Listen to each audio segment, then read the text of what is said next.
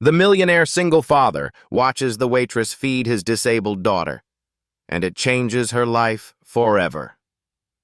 All right, my dear audience, brace yourselves for a story that'll leave you in awe.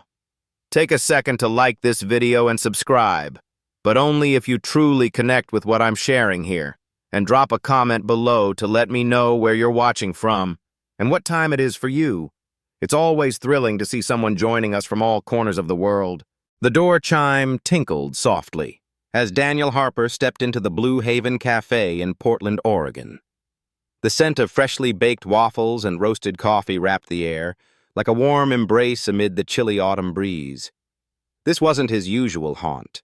Far from the upscale restaurants of Seattle, where million-dollar deals were sealed over glasses of wine and exquisitely plated steaks. But tonight, Daniel wasn't here for business.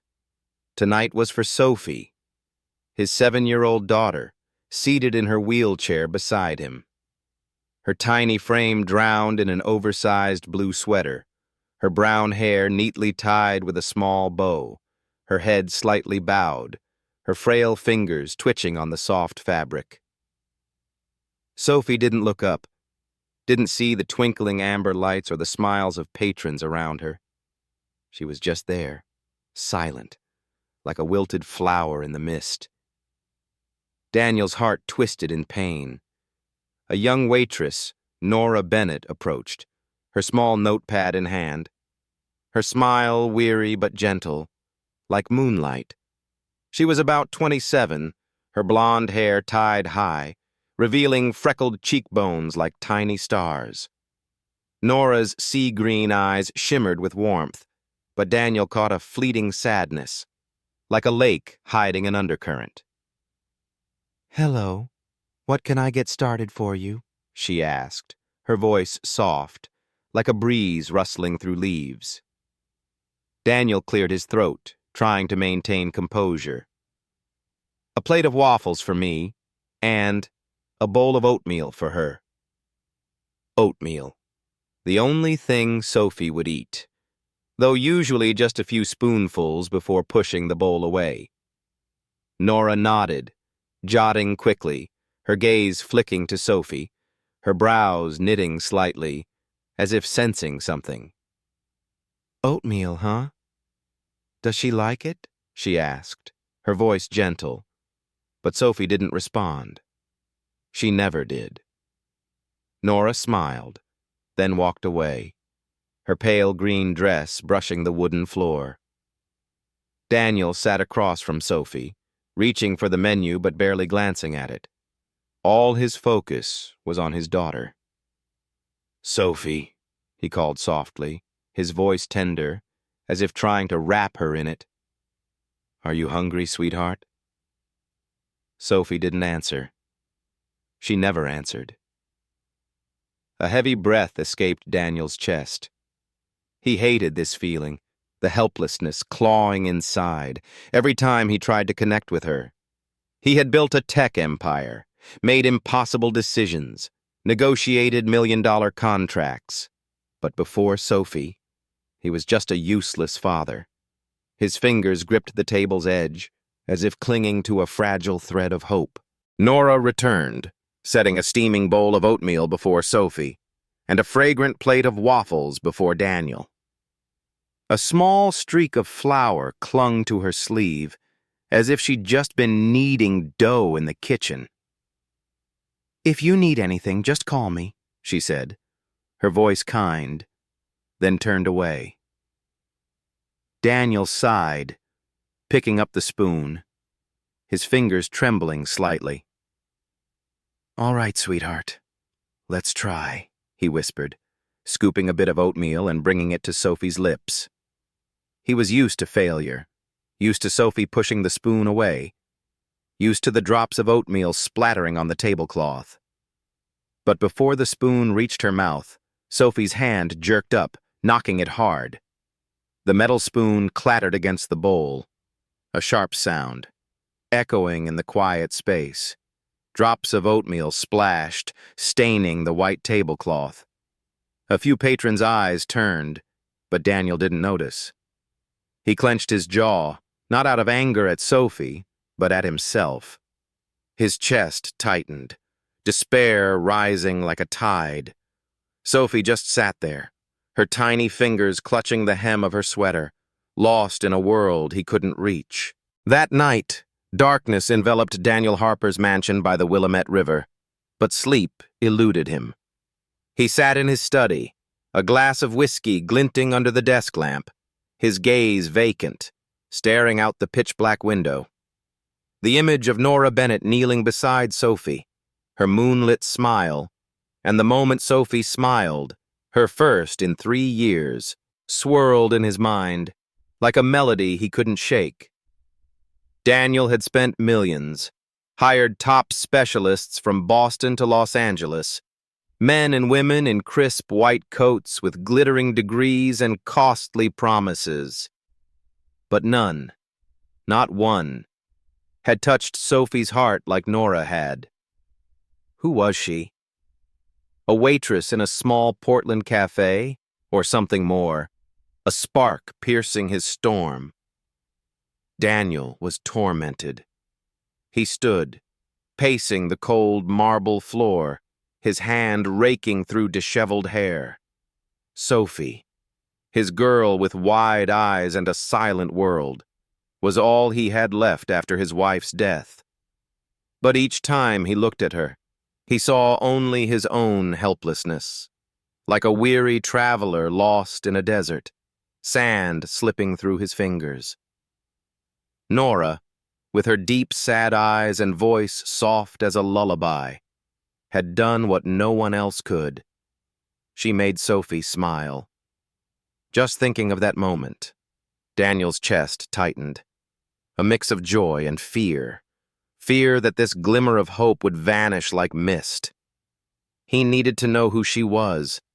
With the resources of a tech millionaire, uncovering Nora Bennett's past took only a few calls. Sitting before his laptop, its cold blue light casting shadows on his face, Daniel pieced together her story. Nora, 27, once a shining star at Stanford, studying child psychology. Her professors called her a genius, a rare soul with an uncanny ability to connect with special children, as if she could hear their silent voices. Reports overflowed with praise. Nora Bennett has intuition beyond textbooks. But 4 years ago, like a meteor fading, she dropped out. No degree, no explanation, no trace. Now, she served waffles and coffee at Blue Haven, living quietly among Portland's rainy streets. Why? The question clawed at Daniel's mind, a mystery without an answer. The next evening, as streetlights shimmered on rain-soaked puddles, Daniel returned to Blue Haven. He didn't bring Sophie, this time.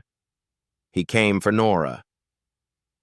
The cafe was quieter than usual, soft jazz mingling with the clink of spoons against porcelain cups.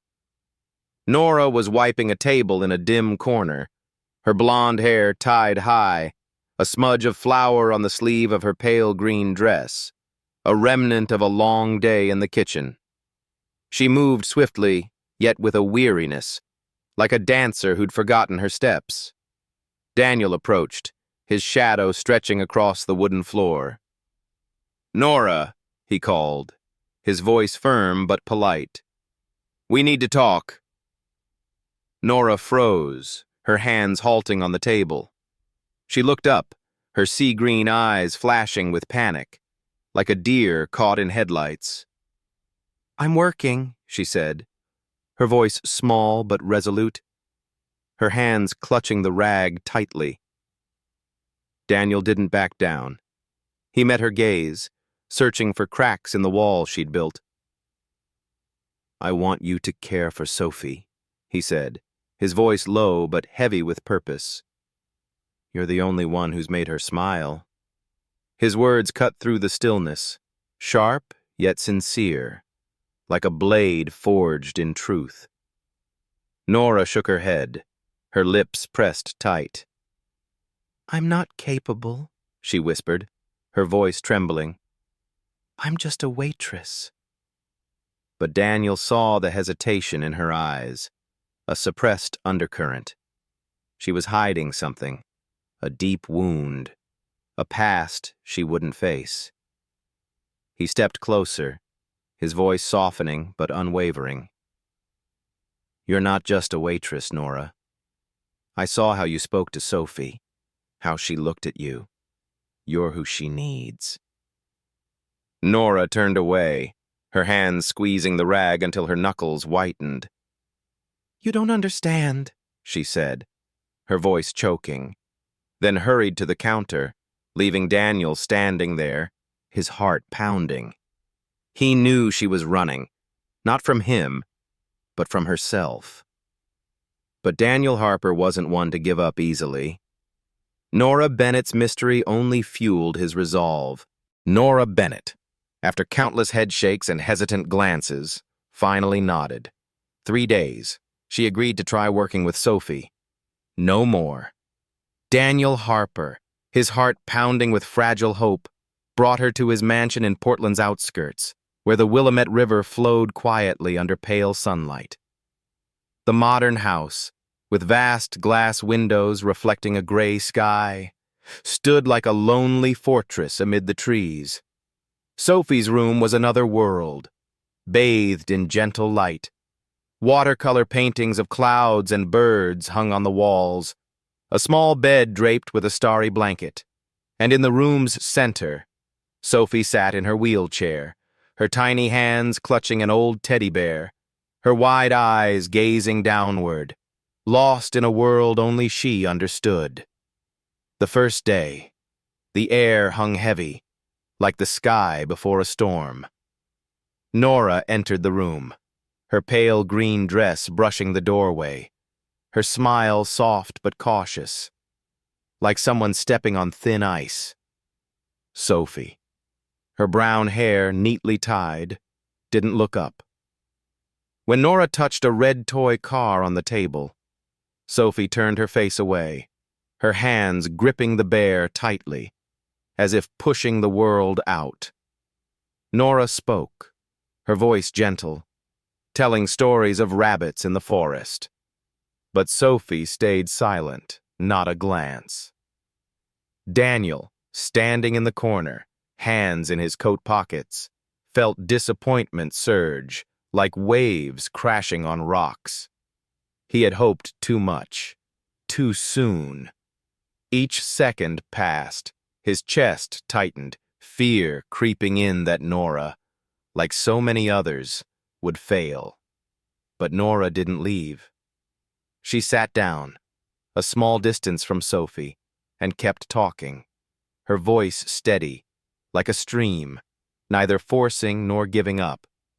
He watched, his heart heavy. Sophie was all he had, but each day she seemed to drift further, like a star fading in the dark. Daniel was used to winning, million-dollar deals, decisions that reshaped tech industries, but before Sophie, he was just a helpless father reaching into the void. Nora, with her deep, sad eyes and quiet patience, was the last light he clung to. But if she failed, what would remain? By the second day, Nora brought a picture book about the ocean, its cover shimmering with green waves. She sat near Sophie, close enough but not invasive. Her voice soft, like a breeze weaving a fairy tale. She described waves crashing on shores, silver fish glinting under sunlight. Sophie didn't look up, her eyes fixed on the bear, but Daniel, standing by the door, saw a miracle. Sophie's tiny fingers, usually twitching aimlessly, began tapping lightly on her sweater, matching Nora's rhythm, softly, steadily, like a silent song. Daniel held his breath, afraid a single sound might shatter the moment. His heart raced, not with joy, but with something new, like earth cracking to reveal light. On the third evening, The light in Sophie's room glowed dimly, like moonlight spilling across the wooden floor. Nora sat beside her, her voice rising, singing an old lullaby. Hush, little baby. Each note like an invisible embrace. The words gentle, trembling, as if Nora sang for her own soul. Sophie, for the first time, looked up, her wide eyes sparkling under the light. Then, like a miracle, she reached out, her frail fingers grasping Nora's hand, tightly, unyielding. Nora stopped singing, her breath catching, her eyes filling with tears. Daniel, at the door, felt his chest explode. A tidal wave of emotion surged, joy, pain, hope, all entwined, forcing him to grip the doorframe to stay upright. 3 years, 3 endless years since his wife's death, since Sophie locked herself in her silent world, he hadn't dared dream of this moment. Nora, the girl with flower on her sleeve and secrets in her eyes, had opened a door he thought sealed forever. For the first time in 3 years, Daniel saw light, not at the tunnel's end, but here, in Sophie's tiny hand and Nora's quiet smile. Dear audience, take a moment to relax or grab a glass of water, then keep listening. The story's twists await. And let me know in the comments where you're watching from and what time it is for you. It's always exciting to see someone join us from around the world. Comment 1 if you love this story, so we can keep bringing you more. In the days with Sophie, Daniel Harper began to see Nora Bennett in a new light. She wasn't just the one who made his daughter smile. After 3 years of silence, Nora had a way of turning heavy moments into lightness, like an autumn breeze dissolving mist. When Sophie accidentally spilled her glass of water, the crystal tumbler tilting on the wooden table, Nora only laughed, her smile bright as sunlight, wiping the spill without a hint of reproach. She patiently explained every small detail, how to hold a spoon, how to stack wooden blocks, her voice soft, like telling a fairy tale only Sophie could understand. Daniel, standing quietly in the corner, felt his heart stir. Not for Sophie, but for Nora, the girl with golden hair and sad eyes, quietly mending the broken pieces of his life. He watched her, every small gesture, the way Nora tucked Sophie's hair, gentle as touching a petal, the way she smiled when Sophie tapped her fingers to the rhythm of a lullaby, though the girl spoke not a word. Daniel, who once commanded tense boardrooms and signed million-dollar deals, now found himself lost in these simple moments. Nora was more than a caregiver. She was a breeze, sweeping through his soul, bringing hope and fear that she was too fragile, too fleeting. Each day, he wrestled with himself, telling himself she needed to stay for Sophie. But deep down, he knew that wasn't true anymore. One afternoon, a fiery sunset poured through the window, bathing Sophie's room in gold. Daniel and Nora sat with the girl, helping her hold a pencil, Sophie's tiny fingers trembling on the paper. "Slow now, sweetheart," Nora whispered, her hand gently guiding. Daniel, across from her, reached to adjust the paper, their fingers brushing by chance. A spark shot through him. The air grew heavy, as if time had paused. Nora's eyes met his, sea-green and unsettled, like a lake stirred by a stone. Before reason could stop him, Daniel leaned in, his lips touching hers. The kiss brief, tender, yet searing, like a flame igniting in the dark. Nora flinched, pulling back, her breath uneven. Her eyes filled with panic, like a deer caught in headlights. "I can't," she whispered, her voice trembling, breaking into fragments.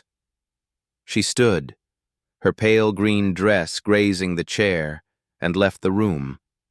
Her steps hurried, as if fleeing. Daniel stood frozen, his chest tight, his hand still warm from her touch. He wanted to call her back, to say something, but his throat locked.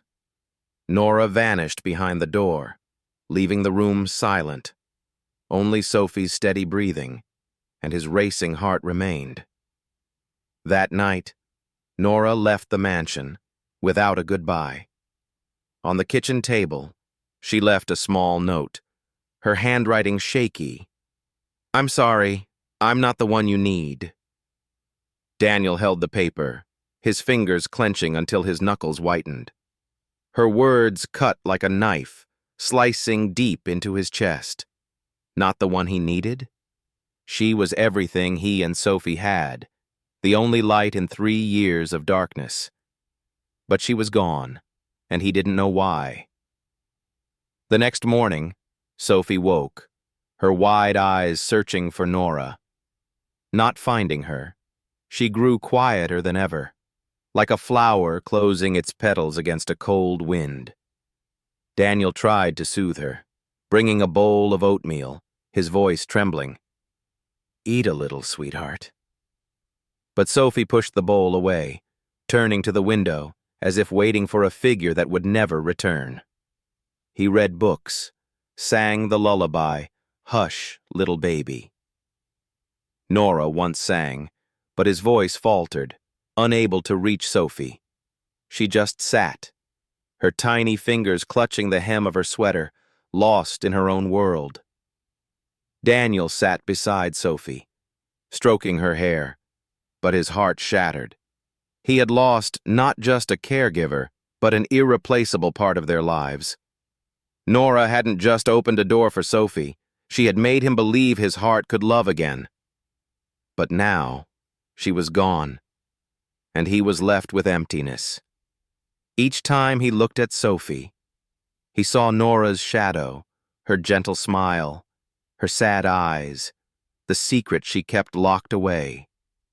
He held Sophie's hand, her fingers cold, and vowed he had to find her, not just for Sophie, but for himself. Yet within him, a fear grew. Would Nora return, or was she forever a dream that had slipped away?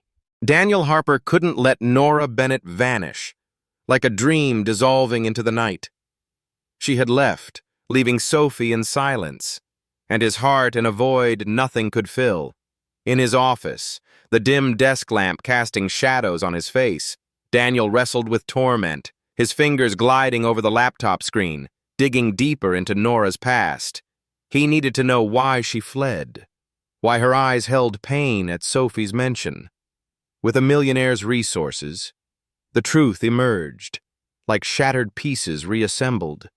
Nora, at 20, had spent her youth caring for her sister, Emily, who suffered severe autism. Emily, with a radiant smile but a fragile body, was Nora's light. She studied child psychology at Stanford, not just for a degree, but to keep a promise, to protect Emily forever. But one fateful night, when Emily was 12, a seizure stole her away. Nora, helpless by the hospital bed, watched her sister go, taking her dreams and faith with her. Emily's death was a knife, driving Nora to abandon everything, believing she was unworthy of helping any child again. Daniel read the lines on the screen, his chest tightening. Nora wasn't just a waitress. She was a broken soul, fleeing herself. Each night, the image of Sophie staring out the window, waiting for Nora, haunted Daniel. Sophie wouldn't eat, wouldn't play, only clutched her teddy bear, her wide eyes lost, searching for a light that had faded. Daniel tried, reading books, singing lullabies, but his voice faltered, unable to reach her. He hated this helplessness, hated how his heart ached thinking of Nora, not just for Sophie, but because she'd awakened something in him, a feeling he thought buried with his wife. Nora wasn't just a caregiver. She was a breeze across his desert heart, carrying hope and the fear of loss. He couldn't let her go. Not this time. One rainy evening, Portland drowned in a gray deluge. Daniel brought Sophie to Blue Haven. He carried her, her wheelchair folded in the trunk, her blue sweater soaked, her tiny hands trembling, clinging to his neck. The cafe was empty, its amber lights dim, the rain tapping steadily on the glass. Nora stood behind the counter, jotting bills, her blonde hair loosely tied, a pen tucked behind her ear. When the door opened, the chime jingling, she looked up. Seeing Daniel and Sophie, she froze, her pen dropping, rolling lightly across the wooden counter. Sophie, frail after days of refusing food, gazed at Nora, her eyes shimmering, pleading. No one spoke. The air was heavy, only the rain, and Daniel's thundering heartbeat remained. Then Sophie, with slow effort, raised her hand. Her frail fingers touched Nora's cheek, gently, as if saying, "Don't go." That moment, like a stone breaking a still lake, shattered Nora. She knelt, tears streaming down her freckled cheeks, her trembling hands pulling Sophie close. The small girl nestled into Nora's shoulder, their warmth blending, like two souls finding each other after a storm. Nora wept, silently, each tear recounting Emily's pain, her fear of failure, and the hope Sophie brought. Daniel stood there, his throat tight, his heart melting. He stepped forward, his wet shoes leaving trails on the floor. "We need you, Nora," he said, his voice hoarse, tearing through the armor he'd worn for years. "Not just Sophie. I need you." Those words, raw and honest, sliced through the wall Nora had built around herself. She looked up, her sea-green eyes brimming, seeing Daniel, not as a millionaire, not as Sophie's father, but as a man bearing his heart. Daniel felt his chest explode. For the first time, he admitted the truth. Nora hadn't just opened a door for Sophie. She had brought his heart back to life, rekindling a love he thought died with his wife. He stood there, under the dim lights, the rain still falling, knowing this moment, with Sophie in Nora's arms, and his heart open, was all he'd ever prayed for. Nora, trembling, held Sophie tighter, and in her eyes, Daniel saw a spark, not a promise, but a possibility, a chance to heal. Nora Bennett returned, not promising forever, only agreeing day by day, like someone stepping cautiously on thin ice. Each morning, she arrived at the mansion by the Willamette River, carrying a gentle smile and eyes still shadowed with traces of darkness. Sophie, the 7-year-old with tiny hands, began to change. Small steps, like a petal unfolding, made Daniel Harper's heart race with hope. One afternoon, in a park near the river, golden sunlight spilled across the grass. Sophie held a cup herself for the first time, her trembling fingers clutching the plastic.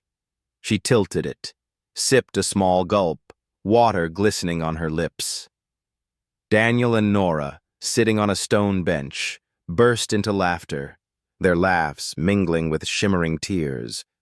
That moment, like dawn after a long night, Daniel knew he couldn't let Nora leave again. Under the fiery sunset by the Willamette's banks, the water reflecting vibrant orange streaks. Daniel knelt. His trembling hand held a simple silver ring, its surface catching the light. "Nora, be my wife," he said, his voice hoarse, raw. "Not just for Sophie, but because I love you." Nora stood there, her pale green dress fluttering in the breeze, her sea-green eyes brimming with tears. For the first time, she didn't run. The fear that once caged her, the pain of losing Emily, the belief she was unworthy of happiness, dissolved like mist. She nodded, tears streaming down her freckled cheeks, and smiled, radiant as moonlight. Sophie, in her wheelchair, clapped her hands, giggling, her clear laughter like wind chimes echoing through the quiet air. They embraced, Daniel, Nora, and Sophie, three broken souls, now woven tightly into a family, warmth spreading through their intertwined fingers. Daniel once believed love died with his wife, a wound that would never heal. Nora once thought happiness was a luxury, buried beneath Emily's death. But Sophie, with her wide eyes and rare smiles, was the bridge that brought them together. Through her, they learned to heal, to dare to love despite the fear of loss. Love, they realized, isn't about seeking perfection, but choosing to stay, day by day, moment by moment. If this story touches you, share it to spread hope, compassion, and the strength of family, not just from blood, but from the heart. Thank you for joining us. Don't forget to let me know in the comments where you're watching from and what time it is for you. It's always exciting to see someone join us from around the world. Comment 1 if you love this story, so we can keep bringing you more.